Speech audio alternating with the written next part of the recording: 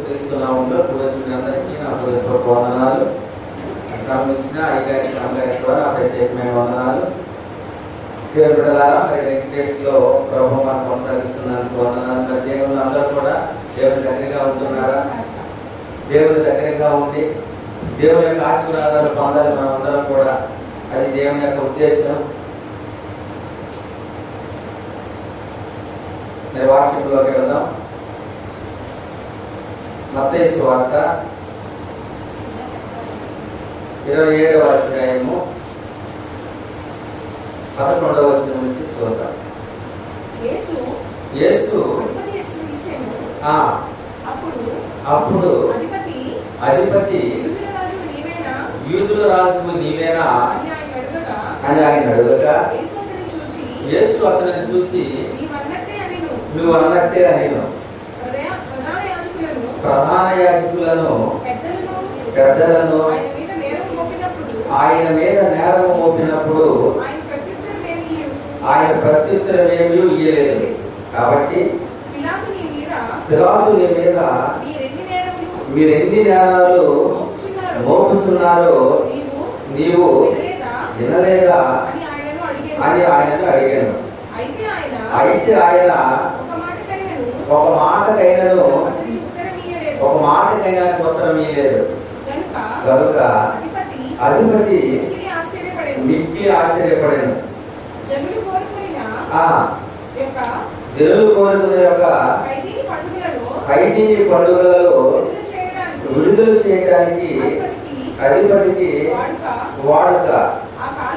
ఆ కాలమందు బరబ్బను ప్రసిద్ధుడైన ఒక ఖైదీని చెరసాలలో ఉండెను. కాబట్టి జనులు కూడి వచ్చి పిలాతు నేను ఎవరిని విడుదల చేయవాలని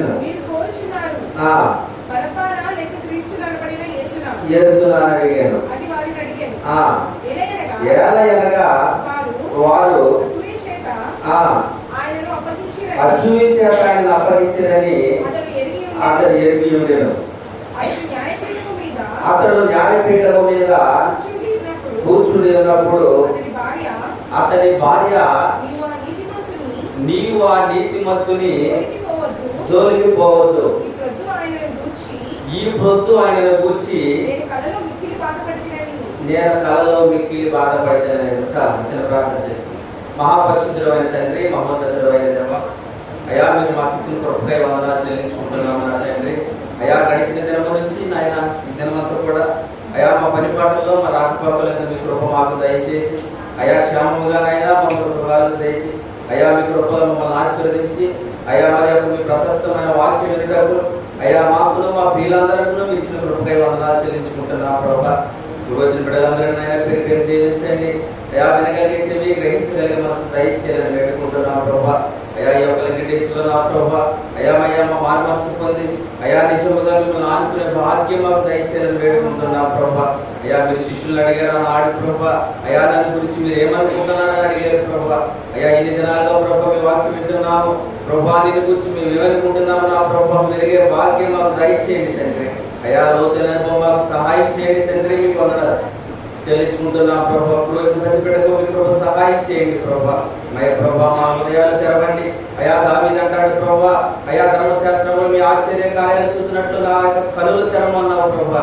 అయా గుడి వచ్చిన ప్రతి బిడ్డకు నాయన మా కనులు తెరవండి. మీ ధర్మశాస్త్రంలో రాయబడిన ప్రతి వాక్యాన్ని గ్రహించడానికి మీ ప్రభా మాకు సహాయం చేయండి ప్రభా. అయా వచ్చిన ప్రతి బిడ్డలు దీనికి ఆశీర్వదించండి.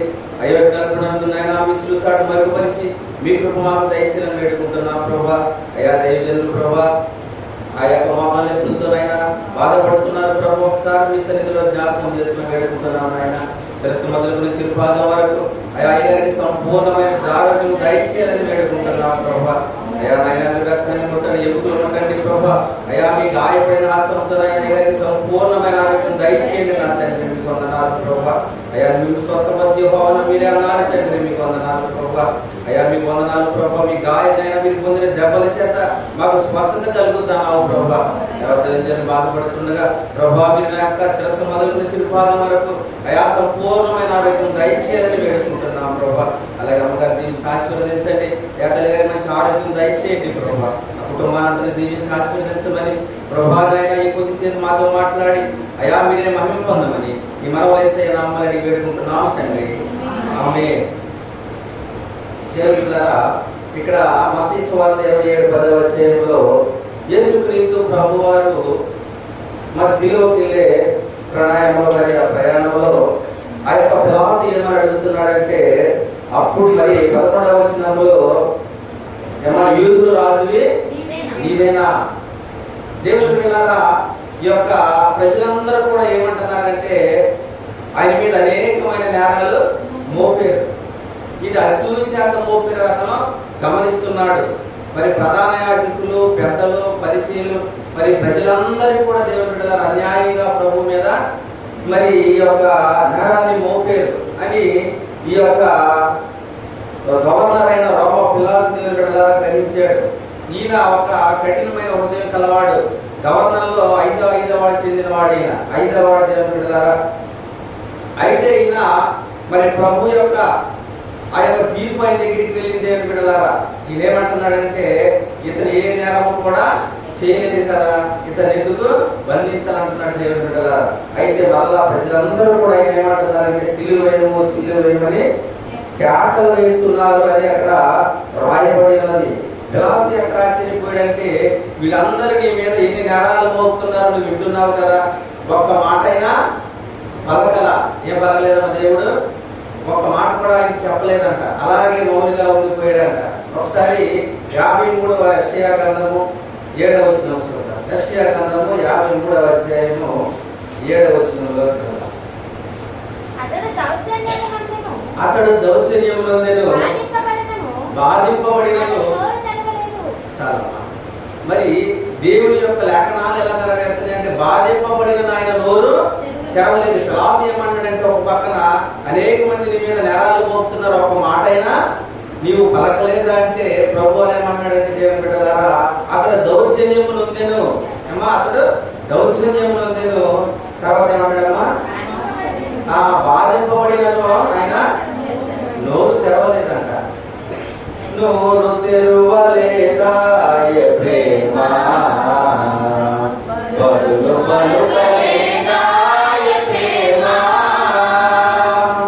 ఎవరి కోసం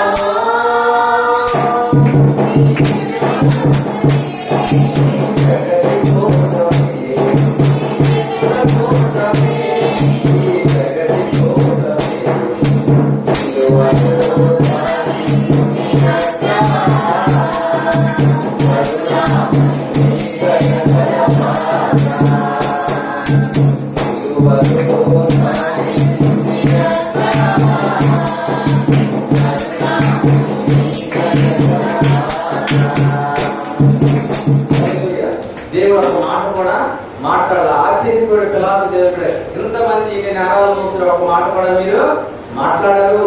ఒకసారి 19వ వచనం చూద్దాం.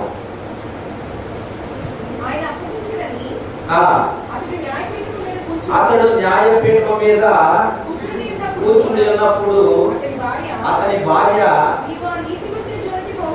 నీవు ఆ నీతి మంత్రి జోలికి పోవద్దు. దేవుని బిడ్డలారా, ఈ రోజున శిలువ మీద ప్రభు మనకు నేర్పించే వాక్యం ఏంటంటే, పిలాతు గారి యొక్క భార్య, ఈమె పొద్దున్నే ఒక కళలో మరి బహుగా వేదన పొందిందంట. మరి దేవుడు దర్శనాలు చూసింది. పాత నిబంధన కాలంలో మరి ప్రవక్తలందరూ కూడా కళలకి ఒక ప్రత్యేకత ఉంది. యేసేపు కూడా కలగన్నాడు, ఆ కళని పరోయుడుగా చెప్పాడు. ఆ కళ 7 సంవత్సరాలు కూడా ఫుల్ఫిల్ అయింది. అలాగే దేవుని బిడ్డలారా, మరి చాలా మంది కళలు కూడా కళ దర్శనాలు చెప్పేవాడు దానియేలు కూడా. అలాగే ఇక్కడ పిలాతు భార్య కూడా ఒక కళ చూసింది. ఒక కళ చూసి దేవుడు అతనికి ఒక కళ చూపించాడు. ఎందుకంటే దేవుని బిడ్డలారా, ఈమె యొక్క యూదురాలు, ఈమె పేరు మరి పరిశుద్ధ గ్రంథంలో రాయబడేది. దేవుని బిడ్డలారా, ఆ పేరు క్లౌదియా అని పేరు.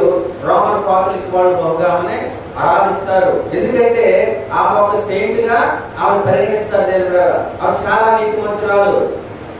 ఆమె అన్యురాలైనప్పటికీ కూడా వాళ్ళ కార్యక్రమంలో చాలా నీతిగా ఉండేదట. ప్రతి సంవత్సరం ఆమె అక్టోబర్ 27వ తారీఖున ఆ యొక్క రోమాల్లో ఆమెకి ఒక పండుగ చేసేవాళ్ళు అంట. ఎందుకంటే ఒక సెయింట్ గానే గుర్తించారు. ఆమె గురించి ఒక పండుగ కూడా చేస్తూ ఉండేవాళ్ళు అంటే దేవుని బిడ్డలారా. అంత గౌరవంగా అంత మర్యాదగా ఉండే ఈమె మరి దేవుని బిడ్డలారా ఆయన ఎక్కడ కూర్చున్నాడు? పిలాతు న్యాయపీఠం మీద కూర్చున్నాడు. వాస్తవానికి న్యాయపీఠం మీద కూర్చున్నప్పుడు తీర్పు చెప్పే సమయంలో ఏ పత్రాలు కానీ ఏ లేఖలు కానీ ఆయన దగ్గరికి పంపించకూడదు. అది ఫైనల్ తీర్పు. ఎవరైనా ఫైనల్ తీర్పు వెళ్ళేటప్పుడు అలా పంపిస్తే వాళ్ళు మరణానికి అర్హులు, మరణ శిక్ష అర్హులు. దేవుని బిడ్డలారా మరి ఎప్పుడైతే ఈ కలగంతో ఈ పిలాతు వారు ఎప్పుడైతే కలగంతో దేవుని బిడ్డల దర్శనాన్ని చూసి బాధపడిందో మరి యొక్క ఆ పత్రము ఆ లేఖ ఆ పిలాతు దగ్గరికి వచ్చిందో దేవుని బిడ్డలారా మరి ఈమె ఆయన ఏం చేసిన ఆ పత్రాన్ని అంగీకరించాడు. ఎలా అంగీకరించాడు? మరి నా భార్య నీతిమంతురాలు, ఏమా నా భార్య యథార్థవంతురాలు, ఏమో ఎప్పుడు కూడా ఇలా నాకు లెటర్ రాయలేదు, మరి అన్ఎక్స్పెక్టెడ్ గా ఈ లెటర్ ఎందుకు పంపింది దాని గురించి ఆలోచించాడంటే భార్య భర్తల మధ్య సఖ్యత ఉన్నట్లే.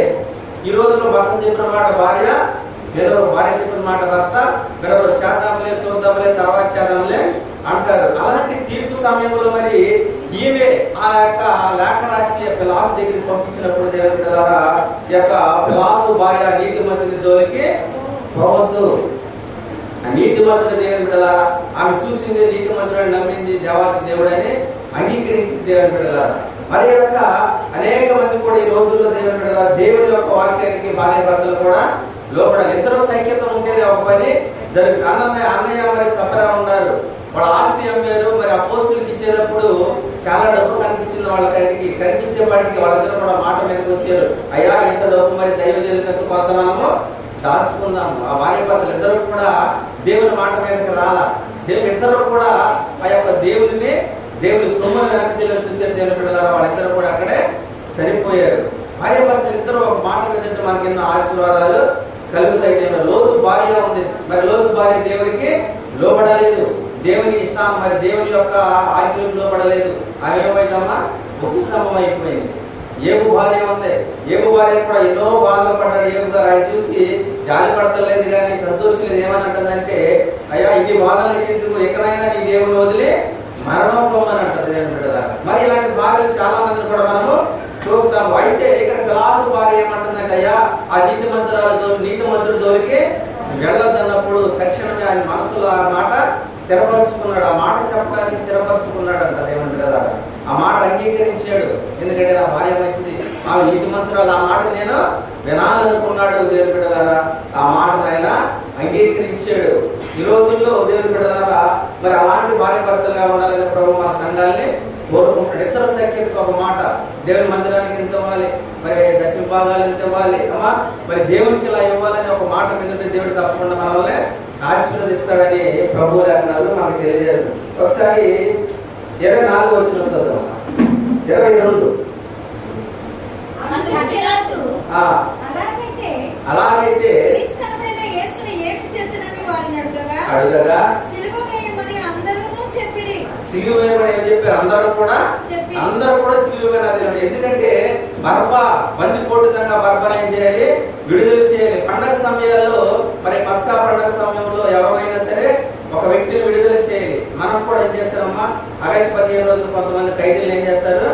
విడుదల చేస్తారు. ప్రతి దేశానికి కూడా ఈ ఆచారం ఉండేది. అలాగా ఆచారం వస్తానే ఉంది. మరి ఆగస్టు 15 ఎవరైనా దొంగలు ఉంటే వాళ్ళ కొంతమందిని మరి ఆ సమయం గడపపోయినా సరే కొంతమంది దొంగల్ని విడుదల చేస్తారు. ఎందుకంటే అది దేశానికి ముఖ్యమైన పండుగ. అలాగే పస్కా పండుగ జరిగే సమయంలో ఒక దొంగలను కొంచెం విడుదల చేస్తూ ఉంటారు దేవుని బిడ్డలారా. మరి ఏ పాపం చేయకపోయినా ఏ నేరం చేయకపోయినా మరి బందిపోటు దాకా అధికారులు ఎదిరించి మరి మనుషులతో నరహంతకుడుగా మిగిలిన మరి జైల్లోకి వెళ్ళిన ఖైదీలోకి వెళ్ళిన బర్బాని మరి దేవుని బిడ్డల విడుదల చేయ వీళ్ళందరూ కూడా కేకలు వేస్తున్నారు. దేవుని బిడ్డల దొంగలు కూడా అనేక మంది ప్రసిద్ధి చెందిన దొంగ ఉంటారు. ఎవరో ఈ బర్బా ప్రసిద్ధి చెందిన వాడు ఎవరమ్మా చాలా పెరుగాయించిన వాళ్ళు. మరి ఎవరున్నారు ఈ లోకంలో ప్రసిద్ధి చెందిన వాళ్ళు? ఇటువరకు స్మార్ట్ ఫోన్లో దొంగలు ఉండేవాడు, చాలా మంది దొంగలు ఉండేవాడు. మనకు చాలా ఏమో చిన్నప్పుడు కథలో. అయితే ప్రభుదాస్ గారిని ఒక పెద్ద దొంగ ఉండేవాడు అంట. ఆయన నేను ఒక చదివాను. ఆయన దేవుని బిడ్డలారా ఆయన దొంగతనం చేసి సమాధుల్లో పడుకునేవాడంట. సమాధుల్లో పడుకునే రాత్రాల మరి పొద్దున్నే సముద్రం ఒడ్డుకి వెళ్ళిపోయేవాడంట. ఒకసారి పోలీసులు దొరికితే పోలీసులు సముద్రం నడుమయానికి తీసుకెళ్లి కొడుతున్నా సరే వాస్తవం వాళ్ళు చెప్పారంట. అంత ఖచ్చితంగాలంట వాడు దేవుని బిడ్డలారా. అయితే వాళ్ళందరూ కూడా ఈ రోజులు మారి ఆ శ్రోష్టపుర ప్రాంతం అంతా కూడా దేవునికి బిడలుగా వాళ్ళు మారారు. ఇటీవల కాలంలో శ్రోష్టపురం చాలా దొంగలు ఇప్పుడు అనేక మంది కూడా ఆశీర్వాదకరంగా మారింది ఆ పట్టణం కూడా. ఎందుకంటే దేవుని వాక్యం వింటా ఉంటే అనేక మంది ఆశీర్వాదం పొందుతూ ఉంటారు. అట్లాగా ప్రసిద్ధి చెందిన ఈ యొక్క బరబ్బా ఖైదీ దేవుని బిడ్డలారా మరి 24వ వచనంలో ప్రభువు ఏమంటాడంటే ఎందుకు ఏ దుష్కార్యం చేసినని అడగగా కేకలు వేసిరి. అల్లరి ఎక్కువవుతున్నదే గాని నీళ్లు తీసుకుని జన సమూహం ఎదుట చేతులు కడుక్కున్నారు. ఈ నీతిమంతుల రక్తం గురించి నేను నిరపరాధిని. చాలా ఎందుకంటే అక్కడ భార్య ఒక ఉత్తరం రాష్ట్రాన్ని పంపించింది ఒక లెటర్. ఆ నీతిమంతుల జోలికి నీవు వెళ్ళొద్దు. ఆ నీతిమంతులు చంపితే దేవుని బిడ్డలారా మరి దేవుడు ఇచ్చిన ఆజ్ఞలు ఏమంటాడు? నరహత్య చేయకూడదు. నీతిమంతుడు చంపితే ఆ అపరాధాలు చాలా ఘోరంగా ఉంటాయి దేవుని బిడ్డలారా. మహారాష్ట్ర మరి ఒడిశాలో దేవుని బిడ్డలారా శామ్యూల్ గారు బిషప్ గారు ఆయన్ని కారులో ఉండగానే ఆ భార్యని దేవుని బిడ్డలారా అతన్ని పెట్రోల్ పోసి తరలి చేసేది కొన్ని సంవత్సరాల క్రితం. మరి అప్పటి నుంచి కూడా ఆ యొక్క ఒరిస్సా రాష్ట్రం అంతా కరువుతోనే ఎప్పుడు కూడా మూలిగిపోతుంది. ఒరిస్సా ప్రాంతంలో ఒక ప్రజలు కూడా ఉన్నారంట దేవుని బిడ్డలారా. వాళ్ళందరూ కూడా దేశ సంచారులే, దేశాలంతా వెళ్ళిపోతున్నారంట. ఆహారం లేదు, పంట పండదు ఆ దేశంలో సస్యశ్యామం లేదు. ఎందుకంటే నిరపరాధులు చంపిన వాళ్ళ ప్రాంతము మరి అక్కడ అభివృద్ధి ఉండదు. అయితే మరి అక్కడ ఆయన ఆమె చంపినప్పుడు దేవుని బిడ్డలారా ప్రాంతం అంతా కూడా ఎండిపోయింది. మరి జలాలు లేవు, వర్షాలు లేవు, ప్రాంతం అంతా కూడా అలా నిర్జీవంగా ఉండిపోయింది. ప్రతి నీతిమంతుల జోలికి మీరు వెళ్ళొద్దు. ఎప్పుడైతే ఇక పిలాతు భార్య చెప్పిందో దేవుని బిడ్డలారా మరి అలాగా ఏం చెప్పాడు? ఈ నీతిమంతుల గురించి నా చేతిలో నేను కడుక్కుంటున్నాను. దేవుని బిడ్డలారా దావీదు కూడా దేవుడు ఒక ఆజ్ఞ ఇస్తాడు. ఏమంటే మందిరాన్ని కట్టడానికి నువ్వు సరిపోవు దావీదు, నీ గర్భాన్ని పుట్టిన సొలొమోను మందిరాన్ని కడతాడు. ఎందుకంటే నీ రక్తం చేతులతో నిండి ఉంది. అనేక మంది హత్య చేసే మీ చేతులతో పుణ్యకారం చేయడానికి నీ చేతులు సరిపోవు, నీ చేతులు కడుక్కోలేదు ఇంకా. కాబట్టి నీ గర్భాన్ని పుట్టిన వాడు పరిశుద్ధ మందిరాన్ని కడతాడు. కాబట్టి నిరపరాధుల సంపూర్ణ చేతులు దేవుని బిడ్డలారా. కాబట్టి ఇక్కడ నిరపరాధ యొక్క రక్తం గురించి మరి పిలాతు ఏమన్నాడంటే నేను చేతులు కడుక్కుంటున్నాడు. ఆయన రక్తం గురించి నాకు ఏ సంబంధం కూడా లేదు అని ఆయన ఒప్పుకున్నాడు దేవుని బిడ్డ. తర్వాత చదవమ్మా. అందుకు ప్రజలందరూ ఆయన రక్తం మా మీదను మా పిల్లల మీదను చాలా. ఈనాడు యూదులు కూడా ఆనాటి నుంచి కూడా ఈనాటి వరకు మా ఇజ్రాయేల్ దేశంలో యెరూషలేం ప్రాంతంలో ఆ ప్రజలందరూ కూడా రక్తాన్ని ఉరికిస్తున్నారు. అప్పటి నుంచి కూడా ఇజ్రాయేల్ దేశం ఏర్పడినప్పుడు 1948 ఏప్రిల్ 12 నుంచి కూడా దేవుని బిడ్డలారా ఈ యొక్క ఇజ్రాయేల్ దేశం మీద చుట్టుపక్కల దేశాలన్నీ కూడా యుద్ధాలకు వెళ్తున్నాయి. ఎప్పుడు చూసినా రక్తమేదమే ఆ ప్రాంతం అంతా. మరి ఈ మధ్యకాలంలో యుద్ధాలన్నీ కూడా మనం చూసాము. గాజా, పాలస్తీనా, ఇజ్రాయేల్, యెరూషలేము దేవుని బిడ్డలారా యెరూషలేం ప్రాంతం అంతా కూడా రక్తమయమై ఉంటుంది. వీళ్ళు ఏమన్నారంటే అయ్యా నేను నిరపరాధి రక్తం విషయంలో నేను చేతులు కడుక్కున్నాను. వీళ్ళు ఏమంటారంటే ఆ నిరపరాధి రక్తం మా మీద మా బిడ్డల మీద ముందుగా ఈ రోజు కూడా ప్రాంతాలన్నీ కూడా రక్తమయమై ఉంటాయి. ఇంకా పట్టబడి ఉన్నారంట. మొన్న అవార్తలో చెప్తున్నాడు 100 మందిని. వాళ్ళందరూ కూడా చాలా మందిని చంపేశారంట యూదుల్ని దేవుని బిడ్డలారా. ఎందుకంటే నిరపరాధిని చంపిన చేతులు. దేవుని బిడ్డలారా ఈ యొక్క స్త్రీ ఎలా ఉందంటే భర్తని రక్షించుకునే వారిలాగా ఏర్పడింది. నా భర్తను కాపాడుకుంటుంది. దర్శనంలో చూసింది అయ్యా నువ్వు ఆ నిరపరాధి జోలికి వెళ్ళదు, కీడు రాకుండా నీ కుటుంబాన్ని కాపాడుకోవాలి. మరి దేవుడు ఏమన్నాడమ్మా? మరి నీతిమంతురాలు తన ఇల్లు కట్టును, జ్ఞానవంతురాలు తన ఇల్లు జ్ఞానంగా ఉంటుంది. జ్ఞానంగా నడిచిందామే దేవుని యొక్క మాటకు లోబడింది. ఆ కళ మరి ఈ యొక్క పిలాతుని చెప్పింది. ఆ కీడు నుంచి ఆ యొక్క పిలాతుని తప్పించింది దేవుని బిడ్డలారా. కాబట్టి ఆ యొక్క కుటుంబము, ఆ యొక్క ఫ్యామిలీ దేవుడు ఎంతో మనకు ఆశీర్వాదకరంగా ఉన్నట్టు ఆ క్లౌది అనే పేరు ఒకసారి చూపింది. 2వ తిమోతి గ్రంథము 4వ అధ్యాయము 21వ వచనం.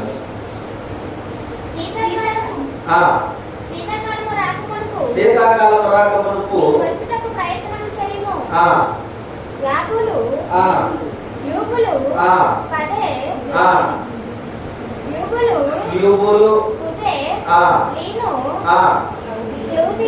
క్లౌదియలు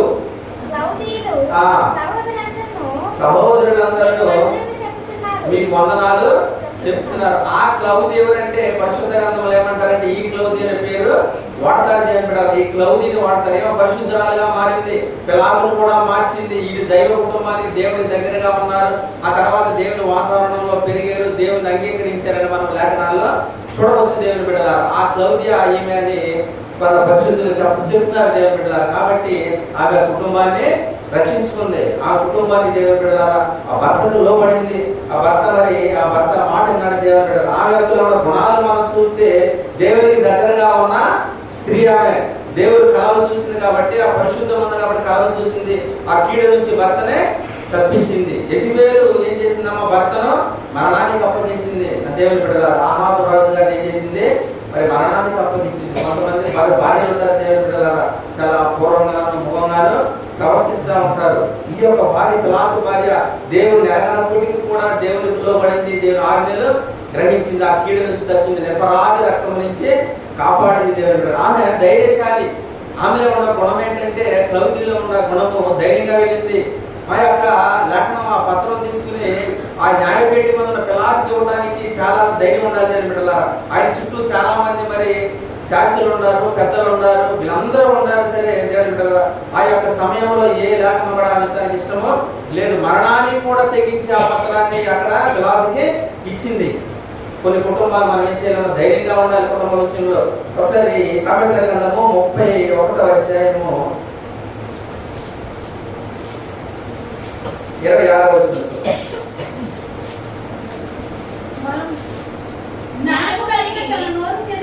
జ్ఞానము కలిగి తన నోరు తెరచును,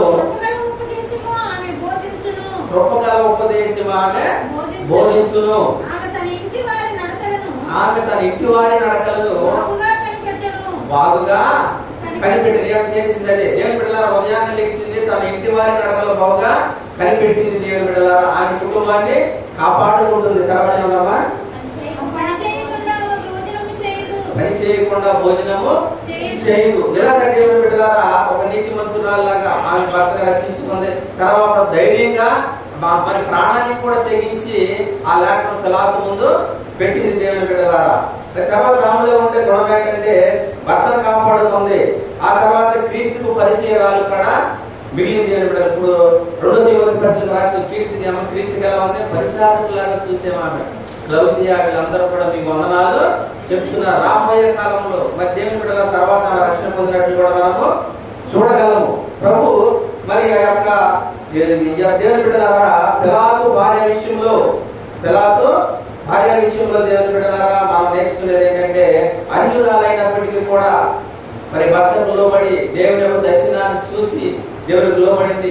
ఆ శిలువ మీద అనేక దర్శనాలు ఈ రోజుల్లో మనము పొందుకోవాలి. దేవుడు ప్రభు అనేక మాటలు చెప్పారు. అమ్మా ఇదిగో నీ కుమారుడు యేసుక్రీస్తు ప్రభు శిలువ మీద కూడా చెప్పాడు. మన కొన్ని బాధ్యతలు అప్పుడు చెప్తున్నాడు. పిలాతు భార్య కూడా ఏం చెప్తున్నాడు అంటే దేవుని బిడ్డలారా ఆమెను బట్టి మీరు కొన్ని వచనాలు నేర్చుకోవాలి. మరి పరిశుద్ధ గ్రంథంలో ఒక 2 వచనాలు ఆ గురించి రాయబడినా కానీ పరిశుద్ధ లేఖంలో రాయబడింది కంటే ఆ వచనం చాలా ప్రయుక్తమైనదని మనం గ్రహించుకోవాలని ప్రభు మనకి తెలియజేస్తున్నాడు. దేవుని బిడ్డలారా మత్తయి సువార్త 17వ అధ్యాయము 26వ వచనం.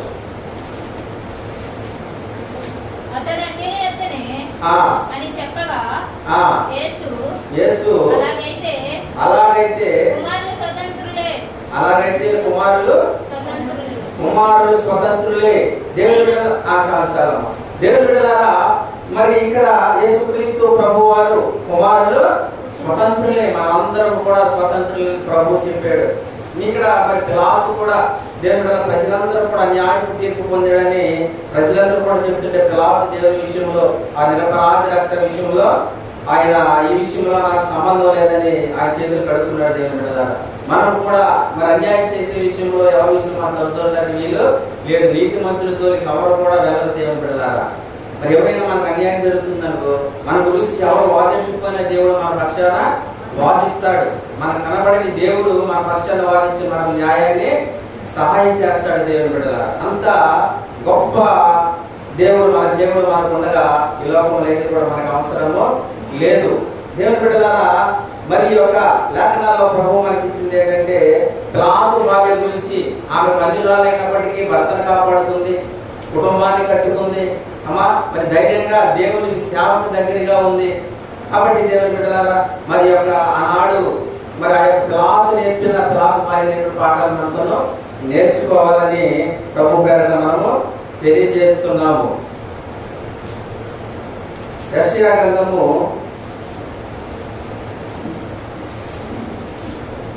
53వ అధ్యాయము 8వ వచనం. అన్యాయపు తీర్పు నొందిన వాడై అతడు కొనుక్కోబడెను.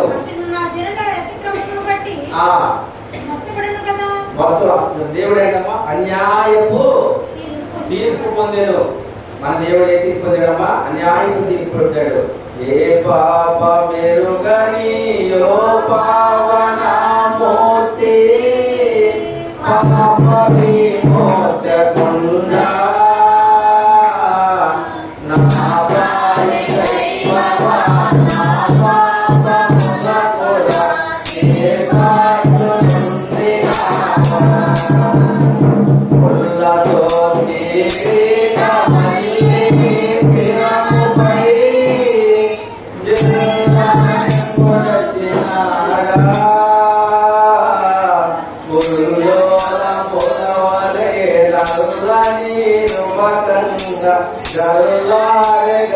కోపము ఏ పాప వెలుగని పావనమూర్తి పాప విమోచకుండా నా పాలి దైవమా నా పాపములకురా ఏ పాటలు నొందినావా. మా ప్రభు న్యాయానికి తీర్పు నొందిన వాడే మనందరి కోసం కూడా ప్రవేశించడమైన మరణాన్ని నొందిన దేవుడు. మరి ప్రభు దేవుడు బిడ్డలారా మనందరి కోసం ప్రాణం పెట్టిన దేవుడు. మరి ఈ యొక్క శిల్వ ధ్యానాల్లో దేవుడు ప్రభువు మనము కనపరచాలి, దేవుడు మనము ఆరాధించుకోవాలని ప్రభు మనకి తెలియజేస్తున్నాడు. ఆ యొక్క నీతిమంతుడైన చోలికి మీరు వెళ్ళొద్దని ఎప్పుడైనా చెప్పిందో దేవుడు బిడ్డలారా. ఆ యొక్క భర్త భార్య మాట విని దేవుడు బిడ్డలారా ఆ యొక్క కుటుంబాన్ని రక్షించుకుందామే. కాబట్టి మరి యొక్క ఆ క్లౌదియా గారి గురించి ఈ రోజు మనము మరి దేవుడి కృపలో కొన్ని వచనాలు నేర్చుకున్నాం. యూదులకి అమ్మా ఆ రక్తము మా మీద మా పిల్లల మీద ఉండును కాక, నిరపరాధి రక్తము మన మీద ఉండకుండా మరి ఆ యొక్క రక్తము మనల్ని కాపాడింది. ఈ రోజున ప్రతి పాపం నుండి మనమందరం కూడా పరిశుద్ధులు అవ్వాలంటే ప్రభు యొద్ద మనకి రక్షణ దొరుకుతుంది. ఈ 40 రోజులు కూడా ప్రభు దగ్గరగా ఉందాం. మరి ఆయనలో మనం ఆశీర్వదించబడతాం దేవుని బిడ్డలారా. రాబోయే కాలంలో కూడా మరి ఈ 40 రోజులు దేవుడు మనకి ప్రొపించి ఆయన ప్రేమ చూపి ఈ 40 దినాలు ప్రభు దగ్గరగా ఉండడానికి ప్రభు మనకు దయచేయాలని, ఆయనలో ఉండడానికి ఆయన పరిశుద్ధాత్మ అనుగ్రహించాలని, మనము మన కుటుంబాలు సంతోషంగా ఉండాలని ప్రభువుని వేడుకుందాం. దేవుడి వాక్యం దీవించిన గాక. అనిత దేవుని స్తోత్రం. చక్కని